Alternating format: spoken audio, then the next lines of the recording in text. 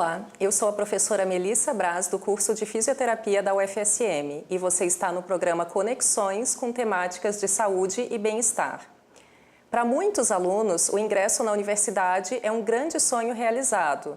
Por outro lado, pode ser fonte de sofrimento psicológico. Para falar sobre isso, eu trago o meu convidado, o professor e psiquiatra Vitor Calegaro, que atua no Hospital Universitário de Santa Maria. Olá, Vitor, tudo bem? Olá, professora Melissa. Seja bem-vindo.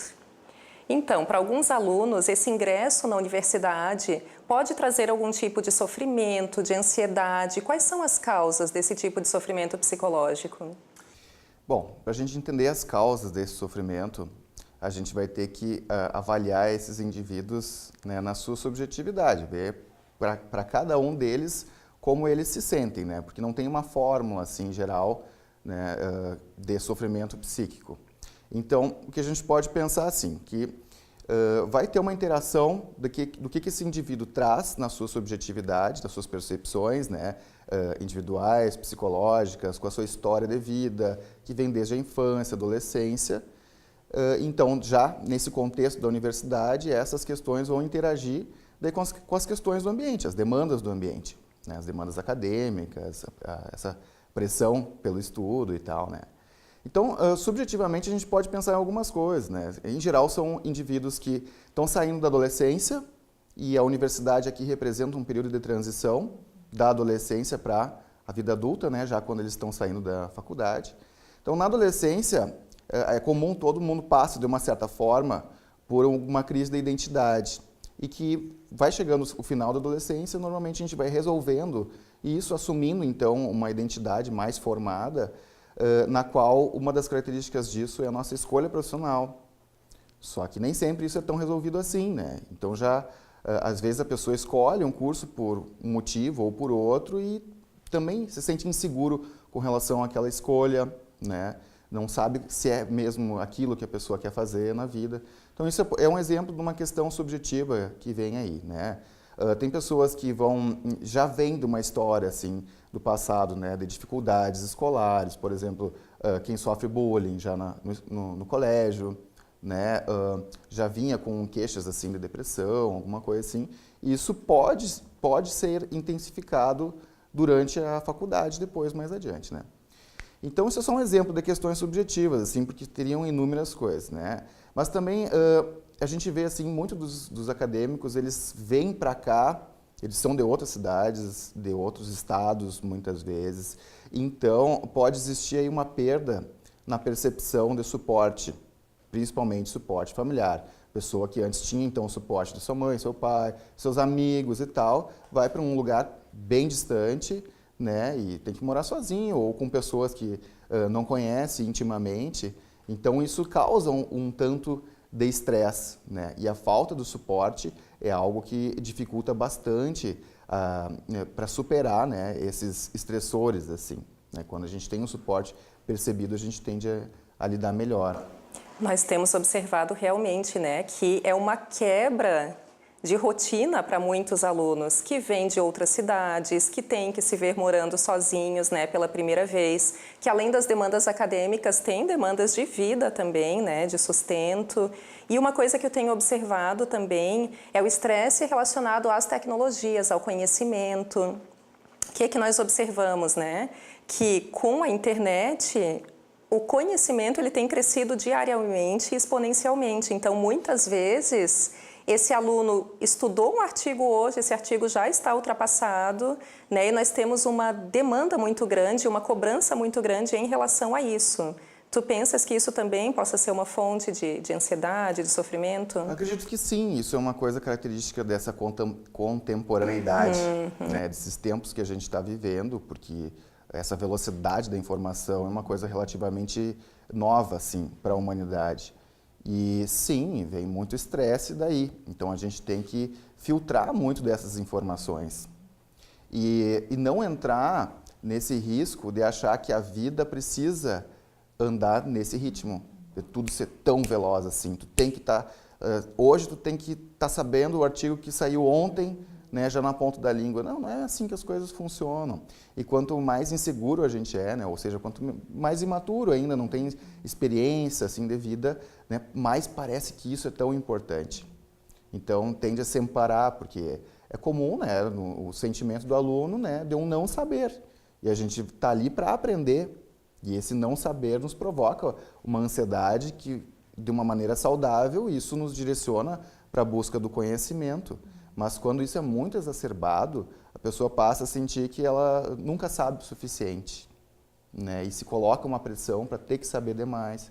E eu acho que essa vida nas redes sociais, essa velocidade da informação que a gente tem hoje, ela vai nesse sentido, né? Aumenta, parece, essa percepção subjetiva dessa pressão, assim.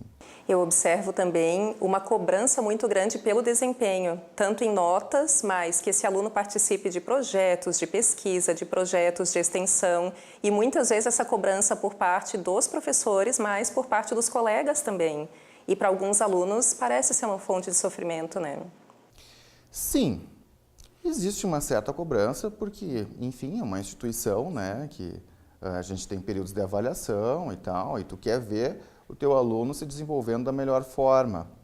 Agora, muito dessa pressão é uma pressão interna do próprio aluno. Parece contraditório isso, porque quando a pessoa vem do ensino médio, fundamental, tem um professor que está junto ali sempre, pega pela mão praticamente, né, incentiva e tal. E depois entra na faculdade, nesse sentido é menos estruturado, né? Tu já é tratado como um adulto. Quer dizer, tu estuda, o problema é teu, se tu não quer estudar, te vira, né? Então, nesse sentido, parece que tem menos cobrança, né? Porque se tu não estudar, não vai ser o professor que vai ficar chateado contigo, mas aí é tu mesmo que te cobra, né? Porque daí tu começa a ter que se confrontar com essa realidade da vida adulta e tu quer crescer, né? Então, tem muito desse traço de ansiedade, né, em estudantes, que é uma tendência que a gente tem a se sentir ansioso, né, e perceber essas pressões e tal. Eu quero dizer com isso que tem um componente muito pessoal, aí, muito subjetivo, né, que não é tanto a pressão externa de pessoas exercendo a pressão, mas o indivíduo que se cobra se compara com os seus pares, né, e pela competitividade e tal, quer estar sempre bem, e aí nisso, né, isso gera um sofrimento, assim, gera uma tensão. Quais são os tipos de sofrimento que tu observas nos alunos? Tu comentaste sobre a ansiedade e além desse? O que eu falei da ansiedade, estou falando uma característica da personalidade, né? Mas a gente sabe que isso é um fator de risco, né? O que a gente poderia chamar de neuroticismo, que é um traço da personalidade, que é uma tendência que a pessoa tem a sentir angústia, tristeza e tal. Não estou generalizando, estou dizendo que tem pessoas que têm mais esse traço e elas tendem a perceber daí as coisas de uma maneira mais negativa e mais ansiosa. Então, a partir desses fatores de risco e a situação toda do ambiente, como eu tinha falado antes, né, podem surgir daí, dependendo da pessoa, uma variedade assim de transtornos mentais. Então, um transtorno de ansiedade generalizada, que é uma preocupação excessiva com problemas do dia a dia, que pode ser problemas acadêmicos, mas também com pagar o condomínio, né, pagar a conta do celular. Esse tipo, são preocupações comuns, mas para aquele indivíduo aquilo é demais e gera muito sofrimento. Transtorno do pânico, onde a pessoa fica muito, muito ansiosa, tem ataques de pânico, né, com picos de ansiedade que são desesperadores, e isso passa a ser recorrente. Transtorno de ansiedade social, que tem um tipo que é o de desempenho, que é aquela pessoa assim, que vai apresentar um trabalho, ela tem um branco, ela acha que está todo mundo olhando ela, e se ela não for bem, ela vai sentir que as pessoas avaliam ela mal, vão rir dela. Isso são tudo percepções subjetivas, né? E claro, se tem algum coleguinha ali que já faz piada e tal, piora esse tipo de situação, né? Mas, então, ansiedade social, a depressão, que pode vir em decorrência disso que eu falei antes, ou pode surgir também primariamente, né, onde a pessoa se sente muito desanimada, não só triste, como todo mundo imagina, mas assim, sem vontade de fazer as coisas, sem sentir prazer nas coisas que gostava de fazer, né, entre outros, vários outros sintomas aí. Transtorno de uso de substâncias, porque no meio disso, né, muitos, então, para se acalmar, né, exageram na bebida alcoólica, tentam, então, experimentar maconha, né, ou outras substâncias, cocaína, por exemplo, né, que a pessoa sente que levanta o humor, fica mais acordada, né? Estou falando drogas, álcool, droga lícita, né, outras drogas ilícitas, mas também entram medicamentos, né, que são drogas lícitas. Então, por exemplo, Ritalina, né, o metilfenidato, que é um medicamento usado para transtorno de déficit de atenção. Tem pessoas que conseguem daqui e dali, né, com um amigo, assim, uns comprimidos, porque querem render mais no estudo e passam a exagerar, abusar dessas substâncias. Isso vai ser muito danoso, porque na verdade vai deixar a pessoa mais ansiosa, né, vai criar um problema maior ainda, né? E entre várias outras coisas, assim. Os principais são esses. E é comum que a pessoa perceba que está em sofrimento psíquico, ou às vezes são os amigos ou a família que sinaliza? Nem sempre a pessoa percebe. Porque, por exemplo, vamos dizer que essa pessoa, então, esse aluno tem uma baixa autoestima crônica. Então, ele é acostumado a pensar que ele não é tão bom quanto os outros. Aí ele está em depressão, vamos dizer, né? Ele não tem mais vontade de fazer as coisas, né? Ele se sente triste, desanimado, ele já não consegue estudar, porque a atenção, né, fica muito prejudicada e com isso a memória também. Aí ele começa a ir mal. Pode ser que esse aluno, ele ache que ele está indo mal porque ele é incapaz e não porque ele tem um transtorno mental.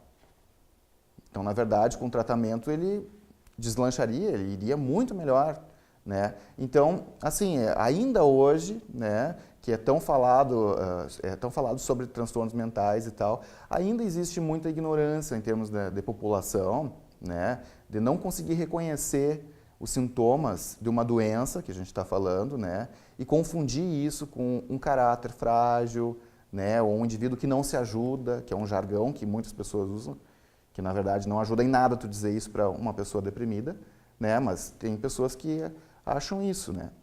Então, pode ser que esse indivíduo, a partir dessas crenças dele, né, ele ache que ele é assim, que ele é incapaz, que ele não consegue levar as coisas adiante, e isso vai se retroalimentando, criando uma bola de neve, né? E claro, daí muitas vezes quem percebe são os amigos, são os colegas, às vezes os professores, né, que, opa, tem alguma coisa errada, não é bem assim. Quem sabe tu faz um tratamento e tal, né? Realmente é bem importante, né, esse olhar dos amigos, dos professores, né, para que possam ajudar. Nós vamos fazer um breve intervalo, então, e retornamos com o professor Vítor Calegaro.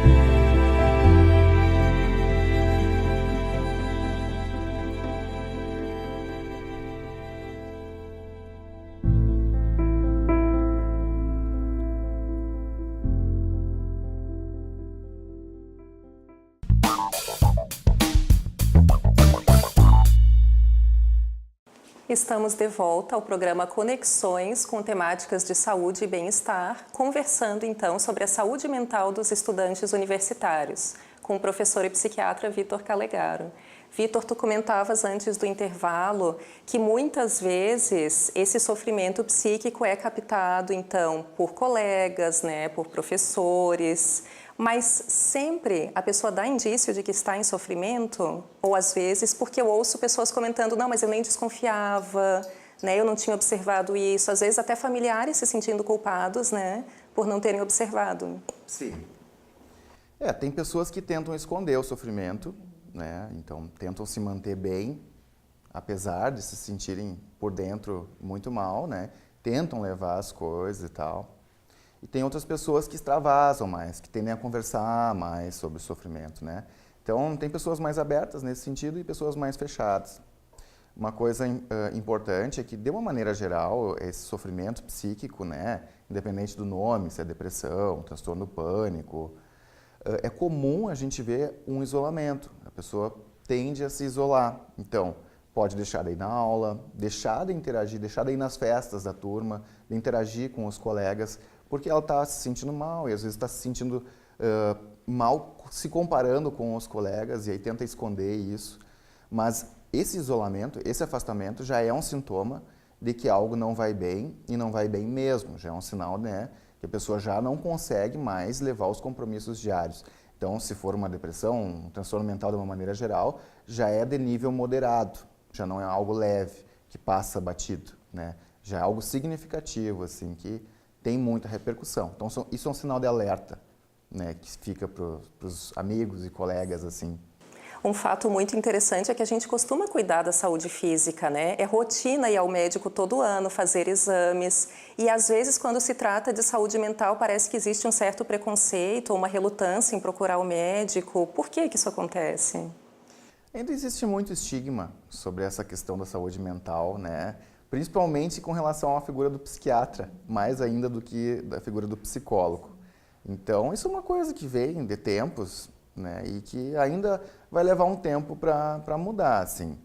Mas realmente a saúde mental, ela está no mesmo plano da saúde física e, na verdade, assim, essa distinção que a gente faz é uma distinção mais acadêmica do que real. Porque, por exemplo, o sofrimento psíquico, uma doença mental, um transtorno mental, ele vai ter repercussões a nível físico também. Né? Então, a ansiedade, a depressão, ela cobra um preço a nível físico a longo prazo. Assim como problemas físicos também vão influenciar na questão mental. Por exemplo, recentemente agora saiu um estudo, uma meta-análise, que revisou então vários estudos sobre os benefícios do exercício físico com relação à depressão. Então, eles mostraram, né, que as pessoas que fazem exercício regularmente, o recomendável, que seria 150 minutos por semana, tem uma chance bem menor de desenvolver depressão. E aí? Isso é muito interessante. É o físico, né, que está trabalhando a favor da saúde mental. Então, não existe a separação entre corpo e mente, na verdade, é ilusória. Uma coisa não se separa da outra. Sabe que enquanto a gente conversava, eu lembrei que eu comentei uma vez com um aluno que eu ia ao psicólogo e o aluno falou, mas a senhora parece tão normal, por que a senhora vai ao psicólogo? Né? E eu penso que realmente seja o cuidado com a nossa saúde. Assim como eu vou ao médico anualmente, eu também estou cuidando da minha saúde mental. Quais são as estratégias que a pessoa pode utilizar para cuidar da sua saúde mental? Tu falaste do exercício. Começa por aí, de ter hábitos saudáveis, buscar uma alimentação adequada, né? Embora a gente não tenha assim uma recomendação bem precisa de uma dieta e tal, mas existe uma tendência, né, a se dar mais ênfase na questão nutricional, inclusive com relação aos transtornos mentais. Então, assim, de uma maneira geral, buscar hábitos saudáveis da alimentação, né? Comer frutas, salada, fibras, né? Ter uma alimentação regular, evitar produtos industrializados, né? Essa coisa assim que é mais genérica, mas isso é básico assim para a saúde de uma maneira geral, né? Penso que as atividades de lazer sejam importantes. Sim, atividade também. Física, conciliar bem o sono, né, com os horários de estudo, com os horários de lazer. É importante a gente ter um tempo para o lazer, a gente não pode encenar o papel de profissional, de estudante, a vida inteira, né? A gente precisa separar da nossa vida pessoal, né, dos teus afazeres, da tua família, das coisas que tu gosta, que dão sentido mesmo na vida, né? E muitas vezes essa identificação com o papel profissional vem para cobrir uma lacuna de uma vida que está, né, com vários vazios assim, né, e que a pessoa preenche com o trabalho. Isso não é saudável. O saudável é a gente conseguir trabalhar bem, estar com a cabeça boa no trabalho e sair dali e também poder curtir, viver a vida, né? E o sono também, que é muito comum, o problema da insônia e a privação de sono em estudantes, né? Seja graduação, pós-graduação. Então, naquela coisa de estudar, a pessoa faz privação de sono. O adequado, né, é manter ali uma média de 7, 8 horas por dia. Tem pessoas que precisam dormir mais, outras menos, mas aí é uma coisa subjetiva. O importante é ter horário de dormir à noite, né, e que a pessoa se sinta descansada. Então, fazer muita privação de sono aumenta o estresse. O estresse não só mental, mas de todo o nosso organismo, né, e isso predispõe a transtornos mentais. E aí, assim, né, se a pessoa está sentindo aquela ansiedade, é uma coisa que está durando, né, aquela tristeza que não passa, aquele sentimento de vergonha, sentimentos de incapacidade, que não é uma coisa temporária, porque temporariamente todo mundo tem um pouco, né? Agora, fica durando, fica incomodando, né? Já passaram vários dias, a pessoa está assim, é hora de buscar um profissional, né, da saúde mental, conversar com um psicólogo, com um psiquiatra, né? Então, muitas vezes, principalmente quando a coisa está no início, se resolve com uma psicoterapia, é conversando, vendo os conflitos, né, o que dá para mudar na vida, né, e pensando o dia a dia, né, com um profissional. E isso tem muito benefício, né? E claro, quando a situação já é mais demoderada, grave, quando já tem mais um prejuízo mais significativo, mais pronunciado no dia a dia, aí muitas vezes vai precisar de um auxílio psiquiátrico também, né? E às vezes a gente precisa lançar mão de medicações que vão trazer muito benefício nesse sentido, né? Que também existe um estigma com relação às medicações, né? Ah, que medicamento vai causar dependência e tal. Tem medicamentos que de fato causam dependência, mas não são todos assim, né? E se administrados de forma correta, né? Não... Sim, hoje em dia a maioria dos medicamentos são seguros, né? Trazem bastante benefício. Por exemplo, tratamento farmacológico na depressão, demonstrado, né, que ele aumenta a neurogênese, né? Então não é simplesmente o efeito da substância que faz com que a pessoa se sinta melhor. Isso seria uma droga, né? Mas não, o medicamento ele vai promover uma série de mudanças no organismo a longo prazo que vão ajudar esse organismo então a se reestruturar biologicamente, né? E por consequência mentalmente também. E penso que seja muito importante também a gente esclarecer que esses sintomas são reais, que a pessoa não está fingindo, que não denunciam o caráter dela, não é uma pessoa preguiçosa, porque ao contrário dos sintomas físicos, que muitas vezes são bem evidentes, esses sintomas muitas vezes permeiam o campo do subjetivo e as pessoas que estão do lado às vezes não reconhecem a legitimidade, né? Não sabem realmente da dimensão, da importância desse tipo de sentimento, né? Com certeza. E aí, nesse sentido, as pessoas têm maneiras diferentes de comunicar esse sofrimento. Como a gente estava falando antes, tem pessoas que ficam caladas, mas vão demonstrar assim, por não ir na aula, por não se engajar, né? Outros já vão ser mais dramáticos, já vão falar mais sobre isso, mas cada pessoa tem um jeito de comunicar. Às vezes, aquela crise que a pessoa passa pode ser uma forma que ela tem de pedir ajuda, né? Por exemplo, sendo impulsivo ou imprudente, colocando a própria vida em risco, né? Isso pode ser um chamado, um pedido de ajuda, né? Por favor, me ajudem porque eu não estou bem. Uhum. E aqui em Santa Maria, existe alguma rede de atenção? Onde as pessoas podem procurar? Quem procura pelo Sistema Único de Saúde? Qual é o caminho que a pessoa deve seguir? Pelo Sistema Único de Saúde, né? Então a pessoa vai procurar primeiro a rede básica ou o Centro de Atenção Psicossocial, né? Um dos CAPs, né? E vai procurar falar com um profissional. Se for na rede básica, ele vai consultar com um médico que vai direcionar, então, ou para o CAPS ou aqui para o Hospital Universitário, né, para o Serviço de Psiquiatria. Então, vai ter que seguir o fluxograma do SUS, que vai de uma menor complexidade a uma maior complexidade. Claro que existem situações que são situações urgentes, do tipo, por exemplo, a pessoa passa a ter ideias de morte, né, e pensa em atentar contra a própria vida. Aí não é um caso de se esperar por uma consulta ambulatorial. É o caso de consultar numa emergência. E a emergência é uma emergência médica, independente de onde for, né? Um serviço de emergência médica, seja no hospital, por exemplo, né? Convênio, enfim, ou se é pelo SUS, né? Vai ser unidade de pronto atendimento, né? Ou pronto atendimento municipal, mas uma emergência médica. E aí de lá ela vai ser direcionada, vai ser avaliada por um médico, não precisa ser necessariamente o psiquiatra para fazer a primeira avaliação. E daí ele vai encaminhar, então, direcionar para um tratamento mais específico. E aqui na universidade, existem serviços especializados para os alunos? Aqui, em termos de psiquiatria, não tem nada diferenciado, assim, para os alunos, pelo menos até o momento, né? mas existem atendimentos psicológicos que os alunos podem buscar no Ânima, né, e na Pró-Reitoria de Assuntos Estudantis, no SAISAT. Então, tem que buscar um profissional de saúde mental, né? Pode ser um psicólogo, pode ser na unidade básica de saúde, ser direcionado para um psicólogo, um psiquiatra, mas é importante buscar e não ficar sozinho em casa, se sentindo desamparado, né? Vitor, agradeço imensamente a tua presença, então. O programa Conexões vai ficando por aqui. Então, hoje estivemos com o psiquiatra Vitor Calegaro conversando sobre saúde mental na universidade.